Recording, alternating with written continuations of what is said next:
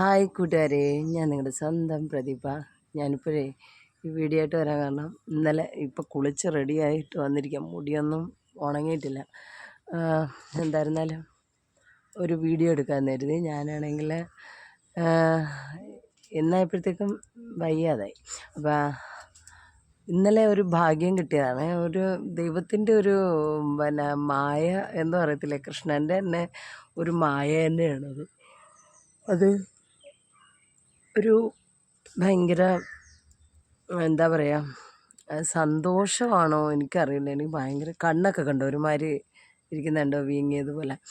ഇന്നലെയാണെങ്കിൽ എന്നെ കാണാനായിട്ട് ഞങ്ങളുടെ ഒരു അമ്മ വന്നിരുന്നു. ഒരുപാട് വർഷമായിട്ട് എന്നെ വിളിക്കുന്ന ഒരമ്മയാണ്. ഒരുപാട് വർഷം എന്ന് പറഞ്ഞാൽ ഒരു 5-6 വർഷം കൊണ്ട് എന്നെ വിളിക്കുകയും സംസാരിക്കുകയൊക്കെ ചെയ്യുന്ന ഒരു അഹല്യ. അമ്മയുടെ പേരാണ് അഹല്യ എന്നാണ്. എനിക്ക് ഭയങ്കര ഇഷ്ടമുള്ളൊരമ്മയാണ്. നല്ലൊരു പാട്ടൊക്കെ എഴുതും കേട്ടോ. നല്ല കൃഷ്ണഭക്തയായിട്ടുള്ള, ഭഗവാന്റെ ഭക്തയായിട്ടുള്ളൊരു അമ്മയാണ്. ആ അമ്മയോട് സംസാരിക്കുമ്പോൾ തന്നെ നമുക്ക് ഭയങ്കര സന്തോഷമാണ്. പക്ഷേ പേര് ഞാൻ പറഞ്ഞെങ്കിൽ അമ്മയുടെ ഫോട്ടോയോ അമ്മയുടെ ഒപ്പമുള്ള ഫോട്ടോയൊന്നും ഇടാൻ പാടില്ല എന്നൊക്കെ പറഞ്ഞെങ്കിൽ അമ്മയുടെ പേരങ്ങ് പറയണമെന്ന് തോന്നി. അതുകൊണ്ട് ഞാനങ്ങ് പറഞ്ഞ കേട്ടോ.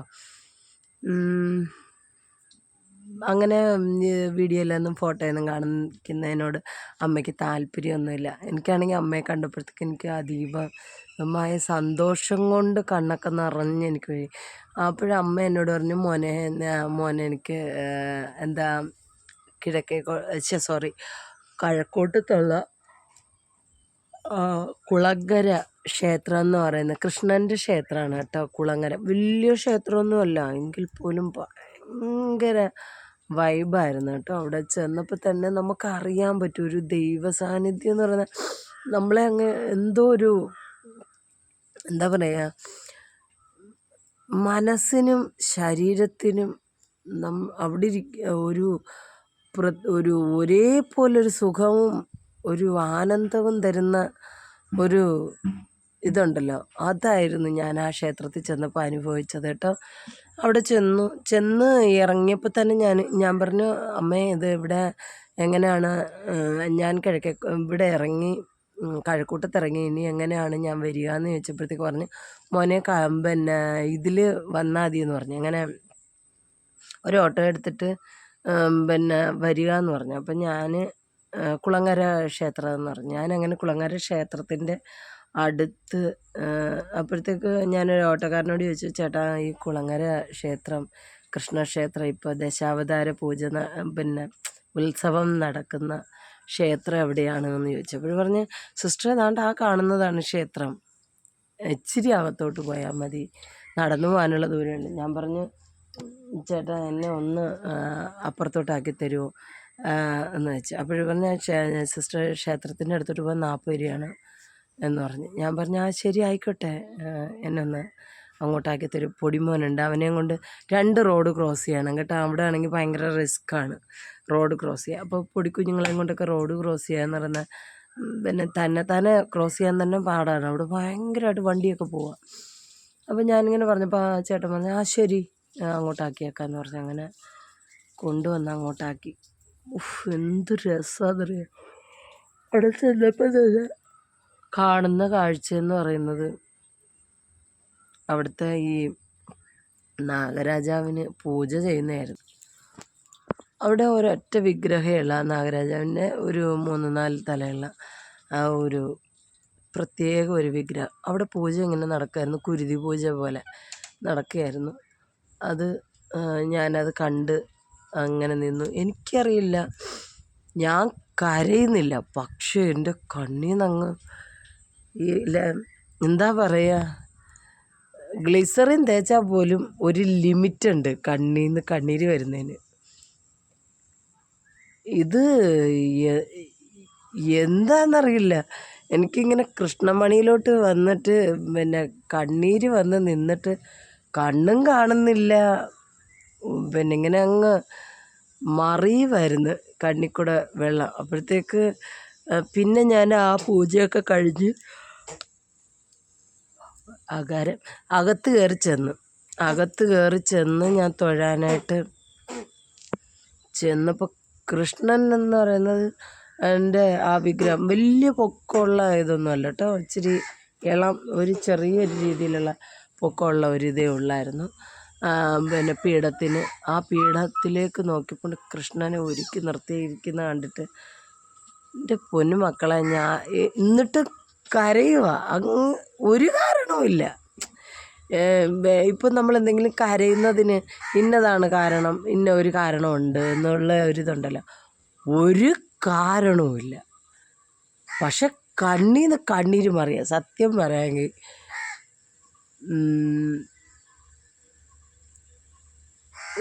എൻ്റെ കുഞ്ഞിലെ മുതൽ എനിക്ക് ഗുരുവായൂരപ്പനെ ഒരു പ്രത്യേക ഇഷ്ടമായിരുന്നു കേട്ടോ. ഒരു കാര്യം പറഞ്ഞാൽ ഇഷ്ടമായിരുന്നു, ഭയങ്കര താല്പര്യമുള്ള ഒരു വ്യക്തിയായിരുന്നു ഞാൻ. അപ്പം കൃഷ്ണന് വേണ്ടി ഞാൻ എൻ്റെ ചിറക്കലമ്പലത്തിൽ അവിടെ സപ്താഹയജ്ഞം നടക്കുമ്പോൾ ഞാൻ ഇഷ്ടം പോലെ മാല, ഹാരം എല്ലാം കെട്ടിക്കൊടുത്തിട്ടുണ്ടായിരുന്നു. ഇഷ്ടം പോലെ ഹാരം. ഞാൻ അവിടെ വെച്ച് ഒരു വലിയൊരു ഹാരം, കല്യാണഹാരം പോലെ എൻ്റെ ചെറുപ്രായത്തിൽ കെട്ടിയിട്ട് അങ്ങനെ ഒരു ഭഗവാന് ഒക്കെ ഇട്ടുമൊക്കെ കൊടുക്കാനൊക്കെ ഭാഗ്യം കിട്ടിയിട്ടുണ്ട്. പിന്നെ അത് കഴിഞ്ഞ് എന്ത് വരുന്നു, അങ്ങനെയൊക്കെ എനിക്ക് ഭയങ്കര ഇഷ്ടമായിരുന്നു ഭഗവാനെ. എനിക്കൊരു എപ്പോൾ വിളിച്ചാലും ഗുരുവായൂരപ്പ ഗുരുവായൂരപ്പ ഗുരുവായൂരപ്പ ഗുരുവായൂരപ്പ എന്ന് പറഞ്ഞ് മന്ത്രിച്ച് നടക്കുന്ന ഒരു വ്യക്തിയായിരുന്നു. അങ്ങനെ ഞാൻ ഗുരുവായൂരപ്പനുമായിട്ടൊരു ടച്ച് പോകാൻ കാരണം എനിക്ക് ഏറ്റവും ഇഷ്ടപ്പെട്ട എൻ്റെ അപ്പൂപ്പനായിരുന്നു. അപ്പൂപ്പൻ മരിച്ചു. ഒരുപാട് കഷ്ടം എൻ്റെ ജീവിതത്തിൽ ഞാൻ ചെറുപ്രായത്തിൽ അനുഭവിക്കാൻ പാടില്ലാത്തതായിട്ടുള്ള ഒരുപാട് കഷ്ടപ്പാടുകൾ ആ പ്രായത്തിൽ ഞാൻ അനുഭവിച്ചു. അവരുടെയൊക്കെ പിന്നെ ഓരോ ബന്ധുക്കളുടെയൊക്കെ അവരുടെ ഞങ്ങൾക്ക് കുറച്ച് ബന്ധുക്കളുണ്ട്. ആ ബന്ധുക്കളുടെയൊക്കെ അവരുടെ കുറേ കള്ളത്തരങ്ങൾ മറയ്ക്കാൻ വേണ്ടി കരുവാക്കി ഉപദ്രവിച്ച ഒരു കുടുംബമാണ് ഞങ്ങൾ. അങ്ങനെ ഒരുപാട് കഷ്ടത്തിലായി. പിൻകാലങ്ങളിൽ ആ ഒരു ഇത് ദൈവം തന്നെ തെളിയിച്ചു. അവർ അതിനേക്കാളും ഒരവസ്ഥയിലെത്തി ഒരുപാട് കാര്യങ്ങൾ അറിയാനിട വന്നു. അതൊക്കെയെന്ന് പറയുന്നത് നമ്മളാരും പറഞ്ഞിട്ടല്ല അറിഞ്ഞത് തന്നെ. അന്ന് അവരുടെ കൂടെ സപ്പോർട്ടഡായിട്ട് നിന്നിട്ടുള്ള വ്യക്തികൾ തന്നെ പറഞ്ഞാണ് ഞങ്ങൾ അറിഞ്ഞത്. അതൊക്കെ കർമ്മ ഈസ് റിയൽ. അതൊന്നും നമ്മളൊന്നും പറഞ്ഞിട്ട് കാര്യമില്ല. അതിന് ശേഷം പിന്നെ എനിക്ക് ഈ കൃഷ്ണനുമായിട്ടുള്ള ടച്ച് പോകാൻ കാരണം ഞാൻ പറഞ്ഞുതരാം എങ്ങനെയാണ്. ഞാൻ ഒരു പ്രാവശ്യം ഗുരുവായൂരമ്പലത്തിൽ ചെന്നു. അത് എങ്ങനെ ചെന്നതെന്ന് വെച്ച് കഴിഞ്ഞാൽ, നമ്മൾ ടൂറ് പോകത്തില്ലേ, സ്കൂളിൽ നിന്ന് ടൂറ് പോയ സമയത്ത് അവിടെ ചെന്നപ്പം വയ്യാണ്ടായപ്പം വയ്യാതാകാന്ന് പറയുമ്പോൾ ഒരു പെൺകുട്ടികളല്ല, ലേഡീസ് പ്രോബ്ലംസ് വന്നു. അങ്ങനെ കയറാൻ പറ്റിയില്ല. അങ്ങനെ കയറാനായിട്ടുള്ള ഒരു പറ്റാണ്ടായി. ഞാനിനി പോരുന്നു. അങ്ങനെ എനിക്കത് മുടങ്ങി. പിന്നീട് ഒരിക്കൽ ഈ നാട്ടുമ്പുറമല്ലേ, അപ്പം നാട്ടുമ്പുറത്തുനിന്ന് ഇങ്ങനെ എല്ലാ പ്രാവശ്യവും ഒരു വർഷത്തിലൊരിക്കലൊരു ടൂറ് പോകും. വർഷം ടൂറ് പോകും. അപ്പം നമ്മളിങ്ങനെ ഒന്നിച്ച് ഈ പോകുമ്പോഴത്തേക്ക് പിന്നെ 1500 രൂപ 2000 രൂപ കൊടുക്കുമ്പോൾ നമ്മൾ ഒരു 10, 20, 25 പേര് 30 പേരൊക്കെ കാണും. ഒരുമിച്ച് ക്ഷേത്രങ്ങളിൽ, ഒരുപാട് ക്ഷേത്രങ്ങളിൽ പോകും. അങ്ങനെ പോയിട്ട് ഗുരുവായൂരും പിന്നെ ഇവിടെയൊക്കെ പളനിയിലൊക്കെ പോയിട്ട് വരുന്നൊരു രീതി ഉണ്ടായിരുന്നു. അങ്ങനെ അത് കഴിഞ്ഞ് ഞങ്ങളെല്ലാവരും കൂടെ ഇങ്ങനെ, അന്ന് 1500 രൂപ ഉള്ളായിരുന്നു. അപ്പോൾ എല്ലാവരും കൂടി ഇങ്ങനെ പോയി. അങ്ങനെ ഒരുപാട് ക്ഷേത്രങ്ങളിൽ ഞങ്ങൾ കൊടുങ്ങല്ലൂർ, പിന്നെ ചോറ്റാനിക്കര, വൈക്കത്ത് വിശ്വനാഥ ക്ഷേത്രം, അങ്ങനെ കുറേ ക്ഷേത്രങ്ങളിൽ കയറി. ഗുരുവായൂർ, പിന്നെ അങ്ങനെ കൊടുങ്ങല്ലൂരൊക്കെ പോയായിരുന്നു. അങ്ങനെ ഒരുപാട് ക്ഷേത്രങ്ങളിലൊക്കെ പോയിട്ട് ഇങ്ങനെ വന്നപ്പോഴത്തേക്കൊണ്ട് ഞങ്ങൾ അവിടെ എത്തിയപ്പോഴത്തേക്കൊണ്ട് പറയുന്നു സമയം കഴിഞ്ഞു പോയി. അപ്പോഴത്തേക്ക് അവിടെ എന്തോ വിശേഷമായിട്ട് മന്ത്രി എങ്ങാണ്ട് വരുന്നുണ്ടായിരുന്നു. അങ്ങനെ ഗുരുവായൂർ ക്ഷേത്രത്തിൽ കയറാനായിട്ട് ഞങ്ങൾക്ക് പറ്റിയില്ല. പറ്റാതെ വന്നപ്പം അവർ പറഞ്ഞു, ഗുരുവായൂർ ക്ഷേത്രത്തിൽ കയറാൻ പറ്റിയില്ലല്ലോ, ഇന്നിനിപ്പോൾ കയറാനൊക്കത്തില്ല എന്ന് പറഞ്ഞു. അങ്ങനെ പിന്നെ പിറ്റേ ദിവസത്തേക്ക് നമുക്ക് വെയിറ്റ് ചെയ്യാനും പറ്റത്തില്ല. ഈ ക്ഷേത്രം കഴിഞ്ഞിട്ട് അടുത്ത ഒരു ക്ഷേത്രത്തിലേക്ക് പോകണമെന്നുള്ള ഒരു രീതിയിൽ നിൽക്കുകയായിരുന്നു. അപ്പോഴത്തേക്ക് എന്തായിരുന്നാലും ഇവിടം വരെ വന്നല്ലോ, എന്തായിരുന്നാലും ഇവിടെ നിന്ന് തൊഴുതിട്ട് വന്നോളൂ എന്ന് പറഞ്ഞു. അങ്ങനെ അകത്ത് കയറി കാണാനുള്ളൊരു ഭാഗ്യവും കിട്ടിയില്ല, ആർക്കും തന്നെ കിട്ടിയില്ല. അങ്ങനെ ഞങ്ങൾ ഇനി പോയിരുന്നു. പിന്നെ ബാക്കിയുള്ള ക്ഷേത്രങ്ങളിലൊക്കെ കയറി തൊഴുവായിരുന്നു ചെയ്തത്. പിന്നെ അത് കഴിഞ്ഞ് പിന്നെ ഞങ്ങൾ പൊന്നുവേ അങ്ങനെ അത് കഴിഞ്ഞ് അപ്പോൾ അതും പറ്റിയില്ല. ഒന്ന് ആലോചിക്കണം, ആദ്യം പിന്നെ പെൺകുട്ടികൾക്ക് വരുന്ന സാധാരണ പ്രോബ്ലം, അതിലൊന്നും പറയാനൊക്കത്തില്ല. പിന്നെ മന്ത്രി എങ്ങാണ്ട് വരുന്നു എന്ന് പറഞ്ഞിട്ട് അങ്ങനെ ഒരു പ്രശ്നമായി, അങ്ങനെ പോകാൻ പറ്റിയില്ല. അത് കഴിഞ്ഞ് പിന്നീട് ഒരിക്കൽ പിന്നെ ചെന്നപ്പോഴത്തേക്കും അത് പിന്നെ ഞങ്ങളായിട്ട് പോയതായിരുന്നു. പിന്നെ ഓരോന്നിനെയൊക്കെ ഒരുക്കി കെട്ടി ഞങ്ങൾ 4-5 പേര് ഒരുങ്ങിയിട്ട് പറഞ്ഞ് നമുക്ക് ഗുരുവായൂർ പോയിട്ട് വരാമെന്നൊക്കെ പറഞ്ഞ് പോയപ്പോഴത്തേക്കൊണ്ട് അന്ന് കൊണ്ട് സമയം അങ്ങ് താമസിച്ചു. സമയം കഴിഞ്ഞു. ഞാൻ പറഞ്ഞ് നിന്നെയൊക്കെ ഒരുക്കി കെട്ടി എടുത്തുകൊണ്ട് വന്നാലേ എനിക്കറിയാം ഇങ്ങനെയൊക്കെയാണെന്ന് പറഞ്ഞു. എനിക്ക് വിഷമവും സങ്കടവും ഒക്കെ സഹിക്കാൻ വയ്യ. ഞാൻ പറഞ്ഞു ഇനി ഞാൻ വരില്ല, ഞാൻ എത്ര കാലം കൊണ്ട് നിന്നെ ആഗ്രഹിക്കും. ഞാനിങ്ങനെ അതും വീട്ടിൽ വെച്ച് നമുക്ക് എന്തെങ്കിലും ഒരു ഇഷ്യൂസ് ആയിക്കഴിഞ്ഞാൽ ഇന്ന് പോകാൻ പറ്റിയില്ല, വിട്ടു, അത് പ്രശ്നമില്ല, പോയി കഴിഞ്ഞു. അടുത്ത ദിവസവും ഇതുപോലെ നമ്മൾ പോയിരിക്കുന്ന സമയത്ത് എന്തെങ്കിലും വീട്ടിൻ്റെ അടുത്തൊക്കെ വെച്ച് നമുക്ക് അങ്ങനെയൊക്കെ എന്തെങ്കിലും ഇഷ്യൂസ് വന്നാൽ കുഴപ്പമില്ല. ഇത് എന്ന് ചെന്നാലും ആ ഗുരുവായൂരപ്പൻ്റെ നടയിൽ കാല് തട്ടി അകത്ത് വീണ ഭഗവാനെ കാണാം, ഇല്ലെങ്കിൽ പോട്ടെ ആ നടവാതിൽ തുറന്നു വെച്ചാലേ ഭഗവാനെ കാണാം. ആ രീതിയിൽ നിൽക്കുന്ന നേരത്തിലാണ് എല്ലാ പ്രശ്നങ്ങളും വരിക. എനിക്ക് കലിയാണോ വിഷമമാണോ ഇല്ല, എനിക്ക് അടക്കി പിടിക്കാൻ പറ്റാത്ത ഒരിതോ അതീവ ആവേശമുള്ള ഭഗവാൻ ഇങ്ങനെ അങ്ങ് ഒരുമാതിരി നമ്മൾ അതീവമായി സ്നേഹിക്കുന്ന ഒരു വ്യക്തിയിൽ നിന്ന് നമുക്കൊരു ഇങ്ങനെയൊക്കെയുള്ള ഒരു നമ്മളെല്ലാം അവോയ്ഡ് ചെയ്യുന്ന പോലെ എനിക്ക് താല്പര്യമേ ഇല്ല എന്നുള്ള രീതിയിൽ ഉള്ളൊരു അനുഭവം വന്നാൽ നമുക്കുണ്ടാകുന്ന ദേഷ്യവും വിഷമവും അമർഷവും എന്തെങ്കിലുമൊക്കെ നമുക്ക് ചെയ്യാൻ തോന്നിപ്പോകുന്ന ആ ഒരവസ്ഥയായിരുന്നു എനിക്ക് അപ്പോഴുണ്ടായിരുന്നത്. എന്നിട്ട് ഞാൻ ഇങ്ങോട്ട് തിരിഞ്ഞ് നിന്നിട്ട് പറഞ്ഞു ഞാനിനി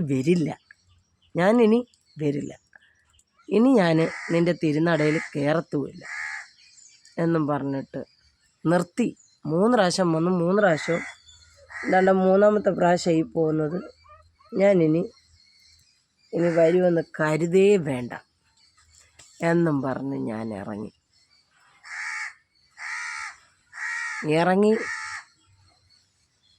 പിന്നീടൊരിക്കൽ ഇതുപോലെ ടൂറ് പോയെന്ന് പറഞ്ഞാൽ ഇങ്ങനെ അമ്പലങ്ങളിലൊക്കെ പോകുമല്ലോ. അങ്ങനെ പിന്നെയും ഞങ്ങൾ പിറ്റേ വർഷമായപ്പോൾ ക്യാഷ് അടച്ച് ഞങ്ങളെല്ലാവരും ടൂറ് പോയി. ചമ്മന്തി അത് ഇതൊക്കെ എല്ലാം റെഡിയൊക്കെ ആക്കി സൂപ്പറായിട്ട് ഒരു യാത്ര, ഒരു സുഖമുള്ള യാത്രയല്ലേ പോകാമെന്ന് കരുതി. അങ്ങനെ കുറേ അമ്മച്ചിമാരും എല്ലാവരും കൂടെ ചേർന്ന് ഞങ്ങൾ അടിച്ച് പൊളിച്ച് പോവാം. ഗുരുവായൂരെത്തിയപ്പം ഞാൻ പറഞ്ഞു ഞാൻ വരുന്നില്ല. അവിടെ ചെല്ലുമ്പം നിങ്ങൾക്കും കൂടെ കാണാൻ പറ്റാത്ത അവസ്ഥയാവും, അതുകൊണ്ട് ഞാൻ വരുന്നില്ല, ഗുരുവായൂർ എനിക്കുമായിട്ട് ചേരത്തില്ല, അതുകൊണ്ട് ഞാൻ വരുന്നില്ല എന്ന് പറഞ്ഞു. എൻ്റെ പൊന്നെ എല്ലാവരും അങ്ങോട്ട് പോയി. ഞാനും കുളിച്ചൊരുങ്ങി റെഡിയായിട്ടിരിക്കുക. പക്ഷേ എല്ലാവരും കുളിച്ചൊരുങ്ങി, ഞാനും കുളിച്ചൊരുങ്ങി അവിടെ ഇരിക്കുക. ഞാൻ പറഞ്ഞു ഞാൻ വരുന്നില്ല, നിങ്ങളൊക്കെ പൊക്കോ, ഞാൻ ഇവിടെ ഇരുന്നോളാം. ഇരുന്ന് കുറേ കഴിഞ്ഞപ്പോൾ വാതിക്കൽ ആരാണ്ട് തട്ടുന്നു കേട്ടോ. ഞാൻ നിൽക്കുമ്പോൾ കൊണ്ട് റൂം മാറിപ്പോയി, അവർക്ക് വന്ന് തട്ടുക 2-3 ആണുങ്ങൾ. എൻ്റെ ജീവൻ അങ്ങ് പോയി. ഞാനാണെങ്കിൽ ഇത്രയും തടിയൊന്നുമില്ല, ഞാൻ ഇല്ല വിര പോലുണ്ട്. ഇവന്മാരെ കണ്ടത് എൻ്റെ ദൈവമേ, ഞാൻ പേടിച്ചിട്ട് പെട്ടെന്ന് ഞാൻ കഥ അടച്ച് എനിക്കൊരു സംശയം, പെട്ടെന്ന് ഇറങ്ങിക്കോ, ഇവിടെങ്ങും ആരുമില്ല, അപ്പുറപ്പുറമുള്ള റൂമൊക്കെ ഞങ്ങളുടേതാണ്, എല്ലാ എണ്ണം പോയി, ഞാൻ മാത്രമേ ഉള്ളൂ. എന്തെങ്കിലും പ്രശ്നമായിപ്പോൾ എന്ത് ചെയ്യും? നമ്മളില്ല സിനിമയിലൊക്കെ കാണുന്നതല്ലേ, പെട്ടെന്ന് എനിക്ക് അതൊക്കെ ഓർമ്മ വന്ന് പേടി വന്നു കേട്ടോ.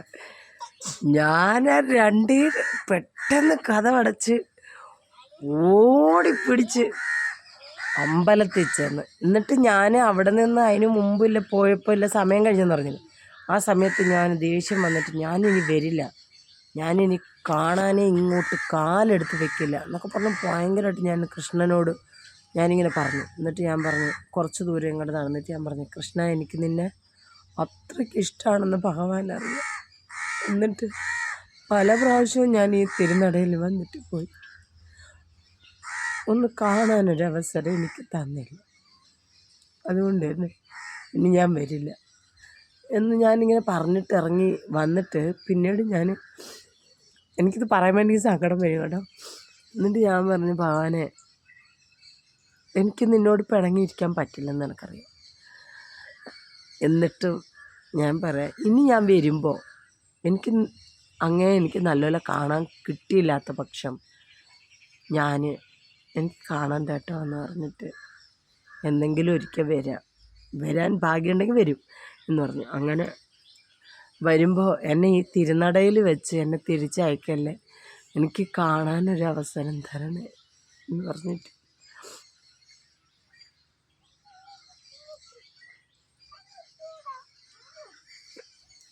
ഞാൻ പോരുന്നു കേട്ടോ. അന്ന് ഇതുപോലെ ഞാൻ പറഞ്ഞില്ലേ, ഇങ്ങനെ ഈ ഇവന്മാരെ കണ്ടപ്പോൾ എനിക്കെന്തോ ഒരു ആദിഭൂതി കയറിയിട്ട് ഞാൻ പെട്ടെന്ന് കതവൊക്കെ അടച്ചിട്ട് ഞാനിറങ്ങി ഓടി അമ്പലത്തിൽ വന്നു. അത് കഴിഞ്ഞ് ഞങ്ങൾ അവിടെ നിന്ന് ഇങ്ങനെ അവിടെ ചെന്ന് തിരുനടയെത്തി തൊഴാനായിട്ട് നിന്നപ്പം എത്താറായപ്പോഴത്തേക്കും തള്ളി ഉന്തി മനുഷ്യനെ കൊല്ലുന്ന രീതിയിൽ ഒരു ജനക്കൂട്ടം. ഓൾറെഡി തിരക്കുണ്ട്, അതിൻ്റെ കൂടെ ആ തിരുനടയിൽ എത്തിയപ്പോൾ ഞാൻ തിരുനടയിലെത്തി. അപ്പോൾ ഉണ്ട് നമ്മുടെ ആ തിരുനടയിൽ പൊക്കോ എന്നും പറഞ്ഞിങ്ങനെ പറഞ്ഞു വിടാനായിട്ട് 3-4 ആണുങ്ങളെ അവിടെ നിർത്തിയിട്ടുണ്ട്. അപ്പോൾ അവരിങ്ങനെ നമ്മളിങ്ങനെ പറഞ്ഞു വിടും, ഓരോരുത്തരിങ്ങനെ പൊക്കോ എന്നും പറഞ്ഞു വിടും. അപ്പം ഞാനാണെങ്കിൽ ആ പിള്ളേരുടെ ആ നെഞ്ചിൻ്റെ പൊക്കം പോലും ഇല്ല, ഇത്രയേ ഉള്ളൂ, അവരുടെ ഇത്രയേ ഉള്ളൂ ഞാൻ പൊക്കം. അപ്പം അവരുടെ പുറയിൽ ഞാൻ നിന്നാൽ എന്നെ കാണത്തില്ല, ഞാനങ്ങനെ അവരുടെ അടുത്ത് നിൽപ്പുണ്ടെന്ന് പോലും കാണത്തില്ല. ഞാൻ അവരുടെ ഫ്രണ്ടിൽ നിന്നാൽ കൂടെ ബാക്കിൽ ഇരിക്കുന്നവർക്ക് എന്നെ കാണത്തില്ല ഞാനവിടെ നിൽപ്പുണ്ടെന്ന്. അത്രയും നല്ല പൊക്കമുള്ള 3 പേരാണ് അവിടെ നിന്നത്. പെട്ടെന്നൊരു തള്ളൽ വന്നിട്ട് ഇങ്ങനെ ഞെരുക്കി നമ്മളെ അമക്കി ശരിയാക്കി. ആ സമയത്ത് എന്തു പറ്റിയെന്നറിയോ, ഇങ്ങനെ ഞെരുക്കിക്കൊണ്ട് പോകുന്നപ്പം ഞാൻ ഈ 3 ആൺപിള്ളേരുടെ ഇടയിൽ കൂടെ ഞാൻ അപ്പുറത്തായിപ്പോയി. എങ്ങനെ അപ്പുറത്ത് പോയെന്നൊന്നും എനിക്ക് ഇപ്പോഴും കൂടെ അറിയത്തില്ല. അപ്പം ഞാൻ ഇവരുടെ പുറയിലുമായി, ഇവർ ആരും എന്നെ കണ്ടുമില്ല. ഇവരിങ്ങനെ പൊക്കോ എന്നും പറഞ്ഞ് അപ്പോഴും അവരുടെ ഫ്രണ്ടിൽ ഇരിക്കുന്ന ആൾക്കാരെയൊക്കെ ഇങ്ങനെ പറഞ്ഞു വിടുക. ഞാൻ മാത്രം ഈ 3 ആണുങ്ങളുടെ പുറയിലായി. അപ്പോൾ പുറയിലായപ്പോഴത്തേക്കും നമുക്ക് എനിക്ക് നല്ല ഭംഗിയായിട്ട് കൃഷ്ണനെ ഞാൻ കണ്ടെന്ന് വെച്ച് കഴിഞ്ഞാൽ ഒരു തിക്കോ തിരക്കോ ഒന്നും ഇല്ലാണ്ട് ഞാനിങ്ങനെ നല്ല ഭംഗിയായിട്ട് കണ്ട് എൻ്റെ ദൈവമേ, എൻ്റെ ജന്മ സാഫല്യമായി.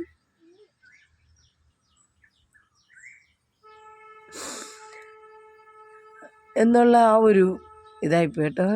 എൻ്റെ ജന്മം കൊണ്ട് ഞാൻ പുണ്യം കിട്ടി എന്നുള്ള ഒരു ഇതായിരുന്നു.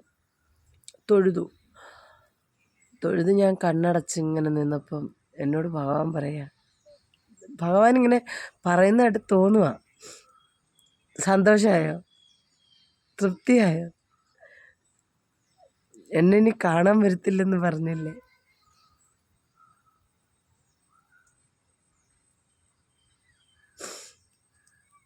മതി വരോളം കണ്ടില്ലേ എന്ന് ഇങ്ങനെ ചോദിക്കുക. ഞാൻ പെട്ടെന്ന് ഞാനങ്ങ് ഒച്ചത്തിൽ പറയാം, കണ്ടു ഭഗവാനെ, കണ്ടു, തൃപ്തിയായി. ഞാൻ അന്ന് പിണങ്ങിയതിൽ എന്നോട് ക്ഷമിക്കണേ എന്നും പറഞ്ഞ് ഞാൻ ക്ഷമ പറഞ്ഞപ്പോൾ ഇവരെല്ലാം കേട്ടപ്പം അവിടെ നിന്ന് തിരുമേനി ഒന്നും ചെയ്യണ്ട, അവിടെ കിട്ടെന്ന് പറഞ്ഞു. എൻ്റെ ഭാഗ്യം, ഇച്ചിരി നേരം കൂടെ കണ്ട് ഞാൻ പോരുകയും ചെയ്തു. അന്ന് എനിക്കൊരു കാര്യം മനസ്സിലായി, ആത്മാർത്ഥമായി ഭഗവാനെ വിളിച്ചാൽ അതിന് ശേഷം ഇന്നലെയുണ്ട് കൃഷ്ണൻ്റെ അടുത്ത് ചെന്നപ്പോൾ ഇതുപോലെ തന്നെ എനിക്ക് കരച്ചിൽ.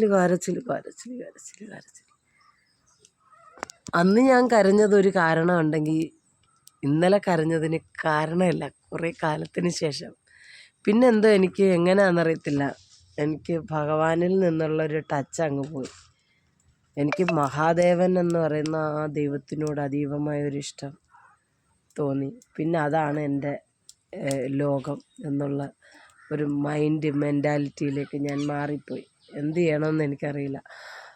എനിക്കതാണ് എൻ്റെ ജീവശ്വാസം, എൻ്റെ തുടിപ്പ് എല്ലാം മഹാദേവൻ എന്നുള്ള ഒരിതായി. അതെങ്ങനെ അതിൽ നിന്ന് ഡൈവേർട്ടായി പോയി എന്ന് ചോദിച്ചാൽ എനിക്കറിയില്ല.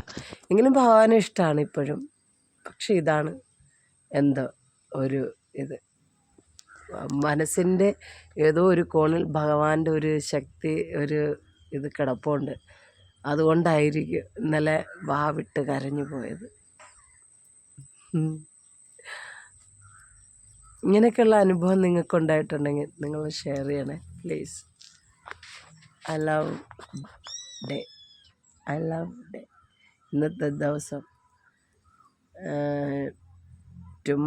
Today very like days.